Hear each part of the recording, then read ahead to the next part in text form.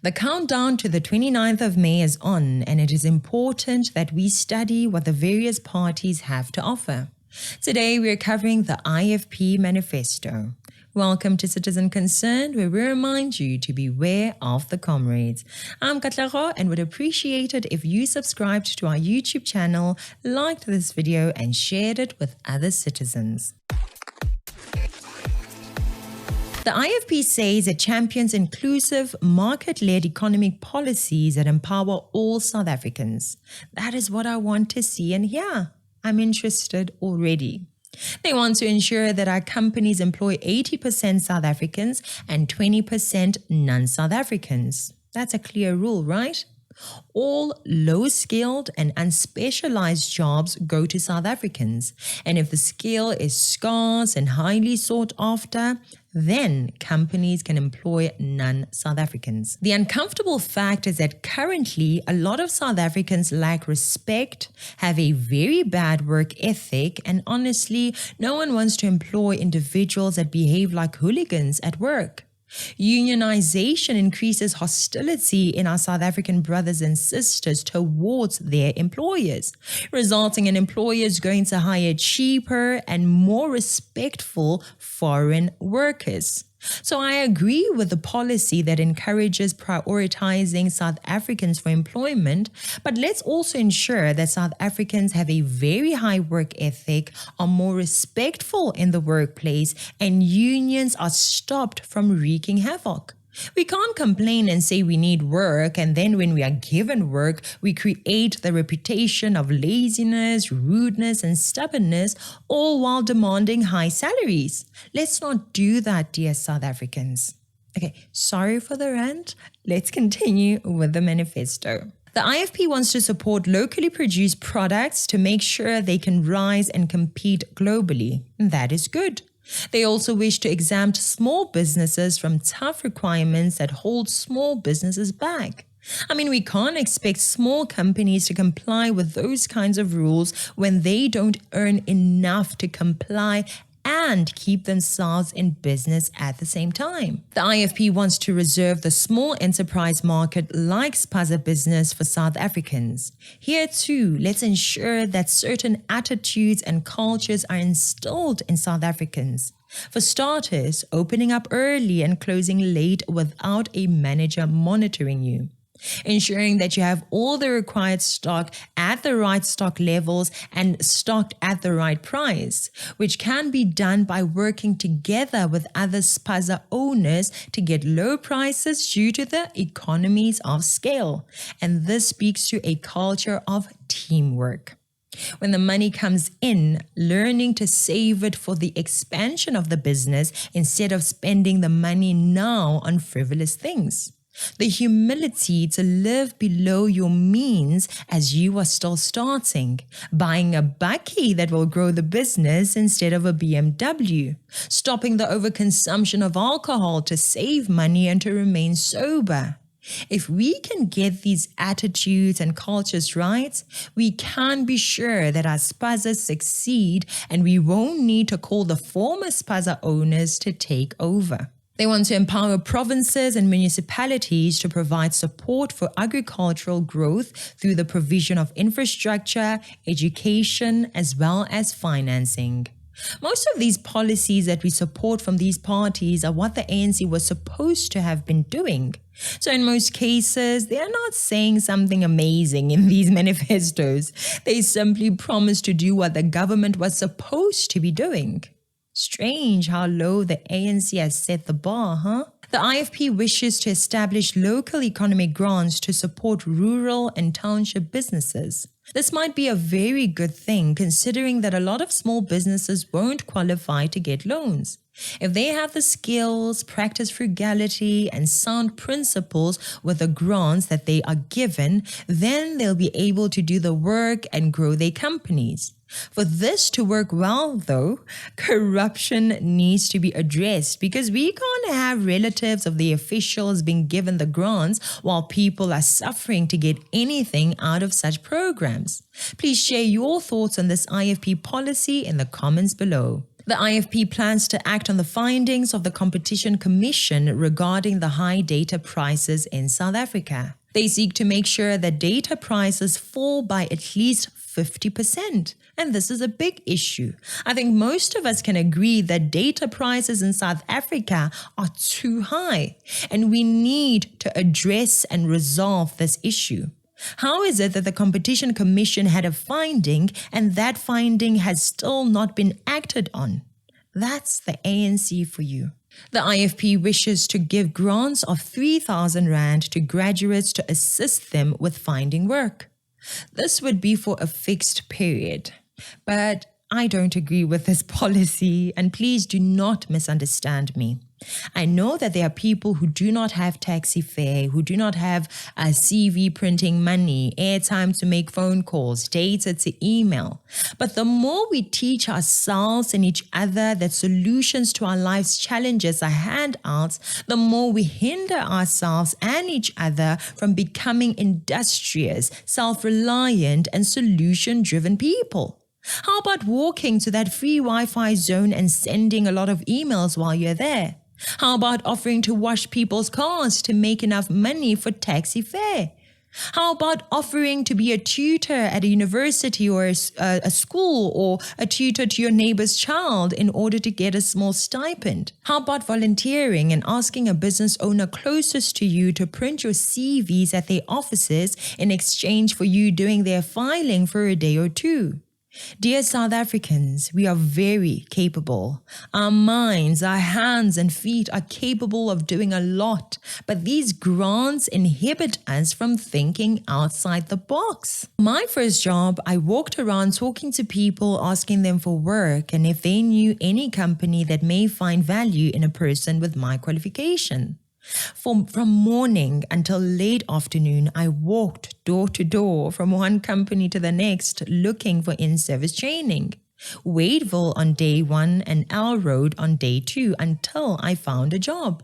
We need a nation of go-getters. Go out there and walk from one office park to another, from firm to firm, dropping CVs, get people's phone numbers and call them, get email addresses and send your emails there. But don't just sit and say that there are no jobs or you don't have money to go looking for the jobs. Talk to people because you don't know who may have an answer. I spoke to a lady in Wadeville on Monday who advised me to check for work in office parks in L Road. I didn't even know that L Road existed.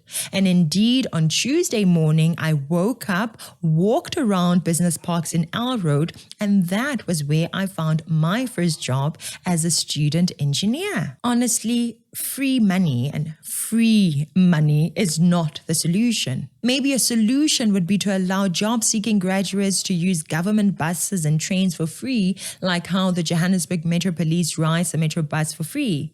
Maybe the government should work with universities to get them active in helping graduates find placement. But spoon-feeding should always be discouraged. Handouts should always be discouraged. Taking the initiative, showing ambition, perseverance, and dedication to succeed is what we should be building in our citizens, not a culture of giving free money to people who are able-bodied and sitting at home. Guys, please let me know what you think of this in the comments section below. The IFP seeks to ensure that graduates are provided with a 12-month internship in municipalities, provincial, and national governments. This is a way better thing than giving 3,000s. I think including an internship into the military service for some jobs would be genuinely beneficial to both the graduates and to our nation. There's always work that can be done through the military. We need a wall on the Beitbridge border post. We need civil engineers, architects, and bricklayers. We need people to always be patrolling the post, which means that we're going to need plumbing and electricity in those areas. All those things can be done with interns under the guidance of military-appointed engineers. We need tables and chairs made for schools and government departments so graduates can practice carpentry there. We have to be creative, South Africa. The fact is, there are existing gaps that the millions of unemployed graduates can help fill, get a stipend or salary, gain skills and experience instead of being handed grants while sitting at home. The best thing about the military is if it is well run, it can help instill a sense of patriotism and a lot of discipline, but only if the military is run right. The IFP wants to remove or change the labor laws that negatively affect job creation, and that is good. An employer should be allowed to hire and fire as he needs to allow for the growth and the development of his company. We can't have lazy workers holding companies at ransom. Experiences like those discourage employers when they think of hiring again in future, which does not help with the unemployment rate. How many warnings does it take to fire someone and not be taken to CCMA? The IFP also wants to make sure that the government does not waste our tax money, that they don't keep getting the country into more and more debt like the ANC has been doing. They do not want to continue the habit of throwing money at state-owned entities to keep them alive. This is something very reasonable, right? We don't want to keep throwing money at them without them performing. We need to get rid of incompetent people and jail the corrupt people. And then we would know that our taxes are going down the right path. They're not going down the drain in SOEs. The IFP also wishes to invest in infrastructure, and that is good. They wish to revitalize NEDBANK so that it can deliver on its mandate to uplift poor communities. I don't know if I'm missing something here, but I don't get the logic of this. I don't see how that bank is necessarily linked to the upliftment of poor communities. In fact, it seems like a weird, vague idea. How will this bank uplift the people? What is so special about that particular bank? I would really like to know. You had to include this bank, which is primarily in one province, and it's not national, but you're treating it as if it's a national bank. I don't find this point in the manifesto particularly interesting for the well-being of the whole nation. In fact, you know that some people dislike your party because you seem to be all about one province, which is KZN. Try to think bigger and more national than provincial. Anyone who has a better understanding of this particular issue, please shed some light in the comments below. Maybe I'm really missing something regarding this NEDBANK. IFP wishes to open a national dialogue on the reinstatement of the death penalty to deter violent crimes. I was once totally against this idea, but now I'm not so sure. It might be a better option. And if they do adopt it, they must include drug dealers in this category, especially the ones that import drugs into our country. Please, you let me know what you think about this particular policy. Do you think it works? Do you think we should stay away from it? Let us know down below. The IFP seeks to make sure that bail is denied for perpetrators of violence against children and women. Considering how these kinds of animals have a habit of intimidating their victims or begging them to not get them imprisoned, this is a good idea. According to the IFP, courts for specific crimes such as gender-based violence, femicide, and corruption should be fully operational, and I like that. There should be no delays to people paying for their crimes. The IFP want gender-based violence to be treated seriously, with police stations having enough well-trained police officers to respond to these matters, especially in areas where this happens more. They wish to make sure that police are well-trained and well-funded as well as technologically equipped, and all of this is a great idea. The IFP wants to increase the trust in law enforcement by encouraging a culture of accountability, professionalism, and ethics. We all would appreciate it. Zero tolerance towards corruption. They say they'll quickly dismiss and prosecute corrupt officials, and they will do this without looking at the rank or the political connections of the person. We know Bheki Cele and his connection to shady deals, and yet here he is. So this is a policy we hope will definitely get executed. IFP wishes to increase the military resources and equipment to improve the training, combat corruption, and criminal activities. They wish to ensure that our defense budget is at least 2% of our GDP. That may be good to keep our fleet of planes and vehicles well maintained and to make sure that they can patrol the border and stay ready to deploy whenever needed by law enforcement. We can't have riots that destroy public and private property without people paying for their crimes. Whenever you commit a crime in South Africa, you should expect to meet the wrath of the law. So yes, IFP, keep the military funded. We can't have Zuma staying in a nice house funded by our tax money while the rest of us have no security. No. The IFP seeks to ensure that the military is skilled for any eventuality. They wish to deploy soldiers to communities where social problems like crimes and gangsterism are serious. It would be great to deploy them where there are assassinations and these drug dealers. We need bold action taken against these ills. So yes, I support the presence of the equipped soldiers in areas where we are struggling to eradicate these crimes. Under the IFP, the National Prosecuting Authority is to be strong, capable, capacitated, and well-funded. The IFP also supports the idea that illegal immigrants have actually committed a crime by entering the country illegally, and their presence in the country places a heavy strain on the country's resources such as police, healthcare, transportation, and electricity.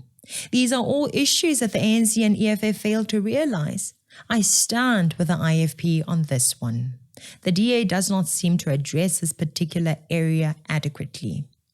Now, to help with this, the IFP wishes to deploy the military to the ports of entry in order to strengthen them through the construction of border walls. This is what I'm talking about, guys. We need this kind of policy to keep us safe from being overrun by undesirables. They also wish to combat smuggling, human trafficking, and terrorism-related activities by making sure that the usage of technology is adopted in connection with border security. They seek to impose strict controls at the borders and want to make sure that deportation is done effectively. Very good. They wish to temporarily ban businesses that employ illegal immigrants. Very interesting. They're going to be aggressive, and maybe this is what we have needed all this while. IFP proposes harsh punishments for Home Affairs officials who sell South African documents. We do need action to be taken on those that have weakened our country. The IFP wants to move all visa, refugee, and asylum applications online. This might help with fighting some of the corruption and bringing efficiency in the application process. The IFP wishes to double-check all permits within 6 months to ensure that they can identify all the people who got their permits fraudulently. That is good. We need a clean house here. They wish to ensure that all critical skill permits get issued within a month, and that's a big deal. I mean, critical skills must be sped up and treated with urgency, right? The IFP says mismanagement has resulted in a state of disrepair at Eskom, and we should stabilize the electricity power grid. They seek to make sure that Eskom is then managed through a private and state partnership. Again, I don't like this idea. If mismanagement is the problem, then get the right management and the right competencies instead of trying to force privatization to happen in Eskom.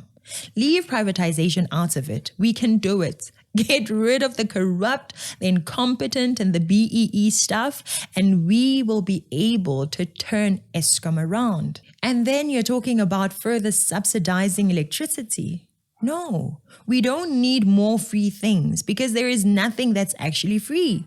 We need jobs so that we can be able to afford to pay for our own electricity. Please do not try to continuously subsidize things. You're even saying here for historically disadvantaged communities. This nonsense needs to stop. There are people who were previously advantaged but are poorer than the most or the majority of people today. What about them? Should they freeze to death? There are people who were previously disadvantaged but are richer than most of the people today. What about them? Should they just get subsidies that they don't need? Subsidies, in my opinion, should go to the poorest of the poorest. But don't focus on increasing the subsidies. Instead, focus on lifting those people out of poverty through education and upskilling them. And then they too can pay for their own electricity. I really don't like this policy. Let's move away from solutions that make us government dependent, please. They also wish to lower the fuel regulations and cut the nonsensical fuel levies that have caused the fuel prices to increase. This is meant to make sure that fuel prices go down. So yes, I like that one. Very good, IFP. They will maintain coal production. Why? Because it is our largest source of fuel in terms of electricity. So yes, let's continue on that path.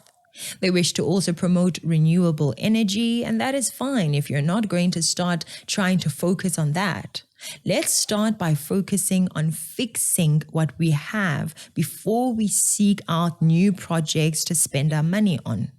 They wish to ensure that we continue using nuclear energy in state hands. The IFP also wants to ensure they build all new RDP houses with the solar panels installed already.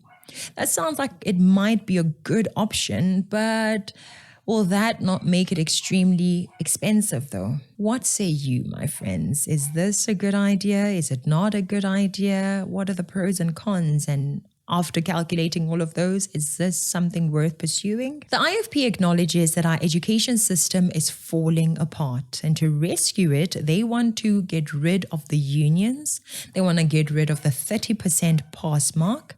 They want to provide free basic education for the poor and low-income families. They want to give free food in all public schools, which I think is a necessary short-term solution, while the long-term solution should be to take those parents and their families out of poverty through skills and employment.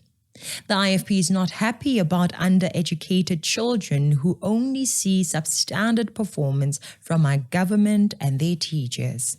They want to address the state or issue of overcrowding in schools and encourage discipline and also raise the pass rate to 50%. They also wish to promote Ubuntu and family foundations and structures which are important to protect our society from decay, right? So yes, IFP, keep at it. They wish to replace life orientation and introduce financial and entrepreneurial literacy in our schools. Where has this great idea been all this while? The IFP wants to make sure that there is better pay and better working conditions. Good salaries are the output of a good input and a well-run process. So focus on the input and process and see the salaries go up. Focus on improving the economy, giving citizens high standard education and sought after skills, encouraging innovation and new businesses. If you get that right, people's income will be higher. Don't force employers to pay higher salaries, rather work on creating an economic climate where high salaries are a norm without even needing union involvement. What do you guys think of this policy and the manifesto so far, really? Are you encouraged to vote for the IFP? Wish to provide teacher accommodation, especially in rural areas. And I can't believe that this is even a discussion point. So the ANC expected rural areas to have highly qualified teachers from outside the rural areas without providing accommodation for those teachers. I mean, why would a teacher leave a home in an urban area for no home in the rural area? The ANC standards are so low, guys. Anyway, yes, IFP, we need to make sure that the teachers are comfortable enough to provide high quality services to our children, especially those in rural areas. They wish to minimize political meddling in the education of children and to increase investment in TVET colleges to offer marketable skills and training. One thing is checking the effectiveness of teachers. Teachers' performance must be checked to make sure that a certain number of students are able to achieve certain objectives at the end of the year. I think this is where the ACDP's plan to reintroduce school inspectors into schools would come in handy. How do we have grade 1 pupils who can't write their names and who cannot read? This is very, very important. All grade 1 students should be able to read full sentences. Going to school should not be done just to adhere to what everyone in the community is doing. It should be results-based. If my husband and I could get our son who was not attending any creche, any daycare, any kind of schooling to write his name and learn to read while we were both going to work, I don't understand how a child that goes to creche full-time is unable to do it by the time they get to grade 1.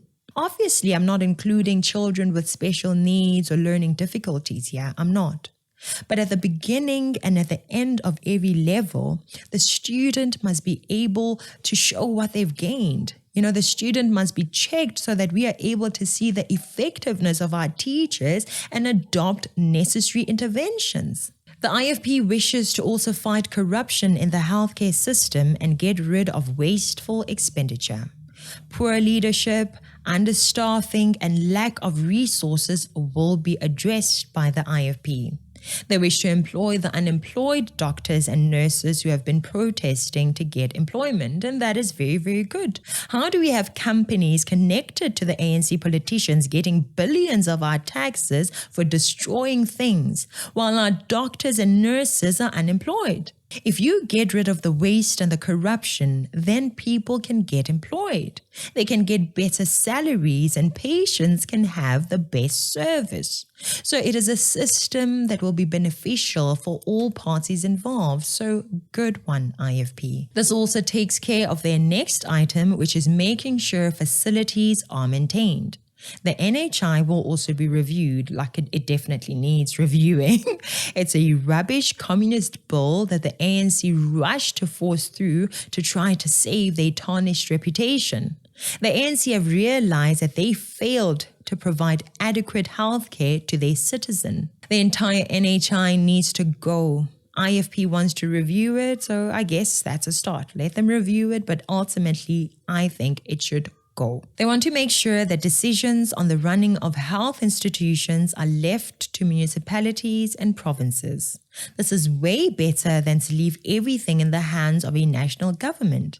We can't have a person making decisions regarding Mpumalanga while he sits in a fancy office in Pretoria. So this is a necessary thing, IFP. They seek to make sure that each and every province has at least one tertiary hospital and at least one regional hospital in each of the 52 health districts. So the ANC didn't even achieve that already. Yeah, ne? The IFP wishes to reduce the cost of medication, and I don't know if that is achievable without enough producers and competition in the industry. But we should not be overcharged simply because someone wants to make extra money. Private companies have to be reasonable. If there is a good enough reason why the medicine is so expensive, then it is understandable. But if it's just pure greed, then we can't have that, and the government must intervene. IFP also wishes to invoice the countries whose citizens are getting healthcare in South Africa while they are illegal immigrants. And that's a good idea, isn't it? I don't know where I heard it before, but regardless, it's a good solution. And then once they are cured, they get deported. The IFP wants to implement rent-to-own schemes by developing low-cost housing with the private sector. They wish to identify the areas where the government owns land and allow provinces and municipalities to develop those. They wish to give out serviced units for people that wish to build themselves homes. The units will probably be having infrastructure for water, sanitation, and electricity, and then you simply need to build yourself the house if you can afford to. They also want to increase the income that qualifies for subsidized housing from 0 to 3,500 to 0 to 5,500. I mean, we can't have people living in shacks as if the government can't see. We definitely should do more if it is feasible. We need to read some more on this to know and understand how feasible it is. They want to make sure that provinces and municipalities develop informal settlements. That is good if the land belongs to the government, I think. The plumbing, waste management, electrification, and roads to ensure suitability for human settlement, they also include that. To do that, there needs to be money, so we cannot continue with the free things, free this and free that. Someone needs to pay for all of that, right? IFP wants to make sure that people have access to affordable water. Affordable sounds so much better than free water, and I support that. They also seek to prioritize infrastructure maintenance. They will conduct a water audit, repair damaged water infrastructure, and invest in modern infrastructure and tech to improve efficiencies. They seek to eradicate the bucket toilet system. Thank you, thank you, thank you, IFP. IFP seeks to partner with women and what they call differently abled community members to help deliver essential services and build houses as well as laying of pipes for water. Women and different abled. Oh, just get the work done. Without saying women this and differently abled that. This is political talk now. We don't want priority of any race or gender when it comes to service delivery. This is a physical work, and now you're talking about women and disabled people doing work that requires skills and strength. Come on now. Come on. This is not good. I don't like it when political parties start talking like politicians. Just stop it. Just stop it, IFP. That one is off. They also wish to go into partnership with the private sector in order to revitalize the transport system. I don't think that this is really necessary. Focus on bringing back skill, experience, and experts into the field. We can't have informal settlements being built on railway lines as we have seen being done. Do you need the private sector to resolve this, or do you need vigilant management and making sure there are consequences for crimes? Employ military and police assistance where needed. We cannot be intimidated by taxi owners or truck owners who benefit from the railway services being down. We need a government that is not a pushover. Private companies can be allowed to also operate on the railway infrastructure, but the government should fix the issues. And we can't leave that to the ANC. We need a new government who takes the law seriously. IFP plans to upgrade the passenger transport services. No. We need to restore order and reliability in our current transportation. Upgrading should not be on top of your list. Restore and become reliable, then upgrade once it is sustainable. They want to make sure that ports and rail infrastructure is well maintained and to promote the usage of public transport. It will happen on its own, IFP. If the public transport is reliable and safe and affordable, then people will use it. You don't need to promote it. Just fix it, make it reliable, and people will use it. They also want to encourage traditional structures. They seek to protect and sustain the institution of traditional leadership. Traditional leaders who live off the blood and sweat of others while others do all the work. That doesn't sound right. This reminds me of the monarch in England. I don't care about the kings and queens, man. Let's focus on fixing our country and the lives of the common citizens. South Africa is one. We can't have a king in the north and a king in the south and another king in the west. Meanwhile, they are being provided with salaries and fancy cars on our backs, and they marry as many wives as they want at our cost. Who are we supposed to be loyal to? The Zulus will be loyal to their king, while another group will be loyal to their king. The ones in the north will be loyal to the king in the north, and so on and so forth. And that is rubbish. This whole thing needs to come to an end, in my personal opinion. Kings are a drain on the resources of the nation, and they keep people divided. But hey, I know that some of you like that, so it's up to you. When it comes to the land issues, they wish to conduct a land audit to identify who owns which land. Then they will focus on the land that is in the hands of the state and give it to the people. That is good, guys. The ANC is sitting on millions of hectares, and yet you're focusing on the EFF lying to you. The land that is owned by the government should be given to the people first. The IFP says that they will provide support needed to those in the land or on the land that will be issued. They will provide a lot of support for new farmers as well, and this is a serious issue when you consider the failings of the ANC. They wish to provide more agricultural education in schools and in tertiary institutions. The IFP wishes to establish communal lands to make sure that no matter what, those are the lands that will never be lost through sales or bank repos. These will be lands that will be under the charge of the traditional leaders. So no matter what happens, that land will belong to the tribe or the family. They want to finalize all land claims and reopen the window for more claims to occur.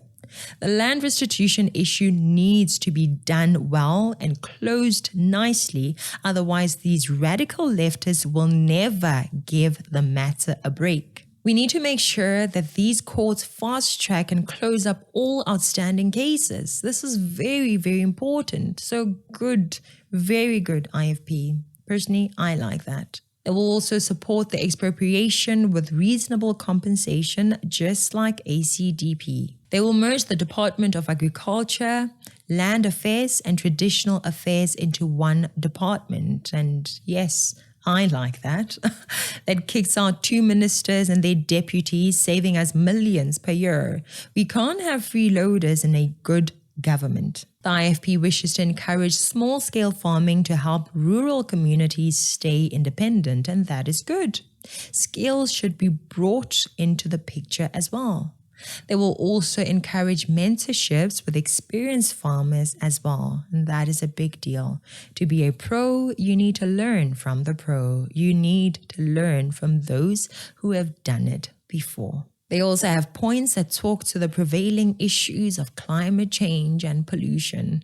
You know, the Greta Thunberg language? Yeah, if you want more on that, pause the video and read, or you can check out their manifesto. And then it's time to talk about grants. Yes, we all want to take care of the people who have less in society, especially the politicians. So they wish to make sure that grants are paid out to the right person at the right time. A well-functioning government needs to do that, right? The IFP also wishes to review the grant categories and increase grants where necessary. The old age grants and child support grants will be increased by IFP. IFP, I think that the old people can get a raise, but the child support grant increase is nonsensical. I don't know how many times I'm going to say it, but we can't keep increasing free things. People need to abstain from sex when they're in school. People need to be on freely provided family planning and stop making babies with people when they have no way to even feed themselves. Focus on improving yourself, learning your skills. We can't have people being born out of wedlock and say, that's life, it's just life. No, we are killing our nation. Yes, if the parents are deceased, fine. But not when the mother and father are living, and especially if they are working. So yes, we have to help. But do you see how free things can keep on piling up? We must be more creative in the solutions we provide. They also want to link all grants to opportunities and training to uplift the grant recipients. That is much better. It's better to actually say that instead of receiving SASSA grants, if you are young and able-bodied, come to a specific location in the community, do some meaningful work in that community, and earn your money. They wish to provide sanitary dignity for all poor girls, and that is excellent. They also want to make sure that all staple foods are exempt from taxes. There is nothing for free on earth. Nothing. Let's stop acting like when we say free this and free that, it's actually free, because we know that it's not. Here in South Africa, whatever you think is free is paid for by another taxpayer.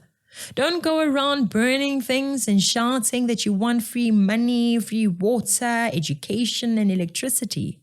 There's no such a thing as a free thing. Someone else paid for it. Anyway, from these first 4 manifesto reviews, there's some similarities seen in the multi-party charter policies. What do you agree or disagree with on the IFP Manifesto? Does the manifesto motivate you to vote for them? Let us know down below in the comments. And make sure you subscribe so that you don't miss out on the next party manifesto. The countdown to the 29th of May 2024 is on. Thank you so much for watching. I'm Katlego. This is Citizen Concerned. And until next time, beware of the comrades.